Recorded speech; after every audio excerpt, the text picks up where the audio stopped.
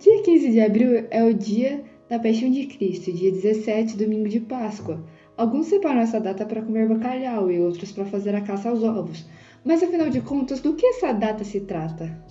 Muito antes de ser considerada a festa da ressurreição de Cristo, a Páscoa anunciava o fim do inverno e a chegada da primavera, ou equinócio da primavera, que no hemisfério norte ocorre a 20 ou 21 de março e no sul em 22 ou 23 de setembro. A Páscoa sempre representou a passagem de um tempo de trevas para outro de luzes, isto muito antes de ser considerada uma das principais festas do cristianismo.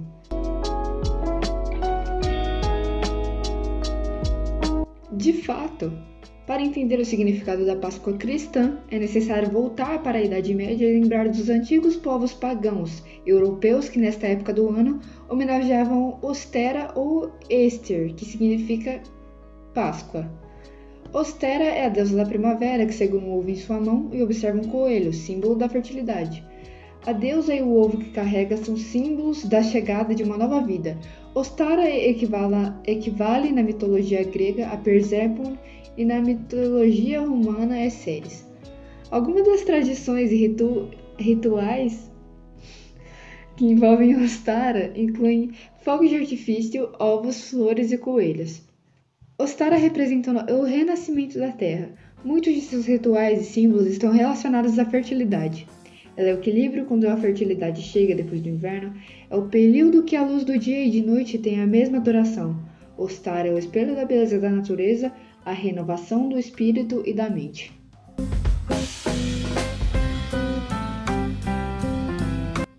O ovo sempre foi um sinal de fertilidade, inclusive algumas lendas antigas acreditavam que a Terra nasceu de um ovo, ou seja, os ovos se tornaram associações naturais com fertilidade, nascimento e criação, e ainda são reverenciados e colocados em altares na cultura hindu.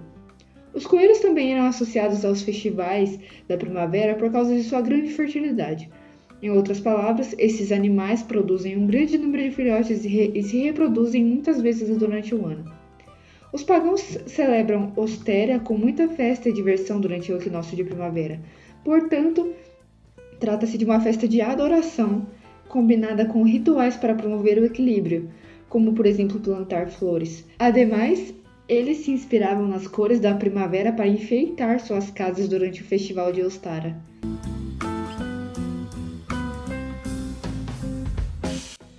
Como foi citado no começo, a Páscoa sempre significou passagem de um tempo das trevas para um tempo de luz, e não é diferente na Páscoa judaica, que é conhecida pelos judeus como Pesach, que significa passagem. O calendário judeu-hebraico é conhecido por ser um calendário lunisolar, isto é, que se baseia nos ciclos da lua e do sol. A Páscoa judaica é comemorada anualmente no dia 14 de Nissan, pelo fato de que a primeira Páscoa comemorada pelos judeus enquanto eram escravos no Egito aconteceu nos dias 14 e 15 de Nissan, há cerca de 3.500 anos atrás. A primeira Páscoa aconteceu no contexto da escravidão dos hebreus do Egito. Esses originários de Abraão estabeleceram-se em Canaã e depois de um tempo de seca e falta de alimentos, mudaram-se para o Egito, o local no qual acabaram sendo escravizados. A libertação dos hebreus foi realizada por Moisés logo após a execução das 10 pragas do Egito. A Páscoa judaica aconteceu pouco antes da execução da 10ª praga, na qual o anjo da morte desceu ao Egito e matou todos os primogênitos daquela terra. O anjo da morte só não passou pelas casas daqueles que haviam seguido as ordens de Javé, realizando a festa da forma conforme havia sido ordenada, e passando o sangue do cordeiro nos umbrais de suas portas. Após a 10ª praga, os hebreus foram libertos da escravidão e autorizados a retornarem para Canaã. Tudo isso é descrito em Êxodo 12, do 1 ao 11. Eu vou dar uma lida aqui para que vocês possam entender. O Senhor disse a Moisés e a Arão no Egito: Este deverá ser o primeiro mês do ano para vocês. Digam a toda a comunidade de Israel que no 10º dia deste mês, todo homem deverá separar um cordeiro ou um cabrito para a sua família, um para cada casa. Se uma família for pequena demais para um animal inteiro, deve dividi-lo com seu vizinho mais próximo, conforme o número de pessoas e conforme o que cada um puder comer. O animal escolhido será macho de 1 ano sem defeito e pode ser cordeiro ou cabrito.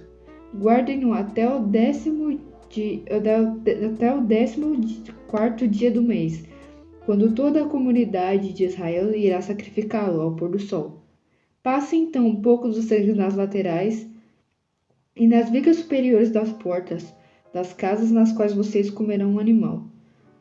Naquela mesma noite comerão a carne assada no fogo, com ervas amargas e pão sem fermento. Não comam a carne crua, nem cozida em água, mas assada no fogo, cabeça, pernas e vísceras. Não deixe sobrar nada até pela manhã.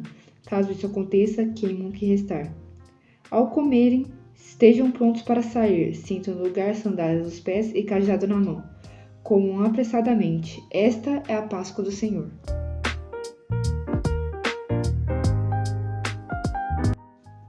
E para finalizar, eu gostaria de explicar sobre a Páscoa cristã, que diferente da pagã e da judaica significa morte e ressurreição de Cristo.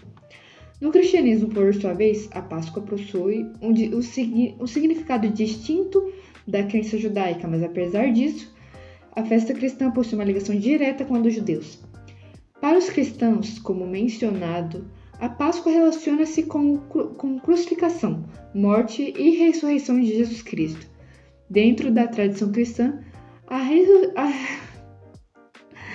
ressurreição de Cristo aconteceu no 3º dia após sua crucificação.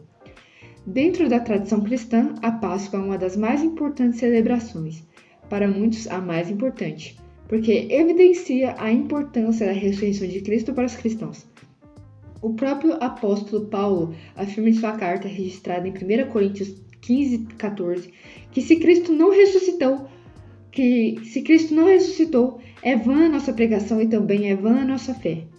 Este pequeno trecho da Bíblia dá uma dimensão do grau da importância da ressurreição para a crença cristã. Ele nos dá a entender que sem a Páscoa, isto é, sem a ressurreição de Cristo, a fé dos cristãos não teria sentido prático.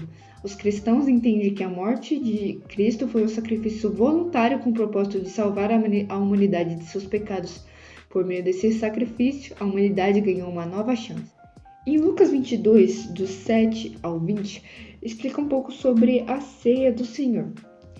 E diz assim: Finalmente chegou o dia dos pães sem fermento, no qual devia ser sacrificado o cordeiro pascal. Jesus enviou Pedro e João dizendo: Vão preparar a refeição da Páscoa.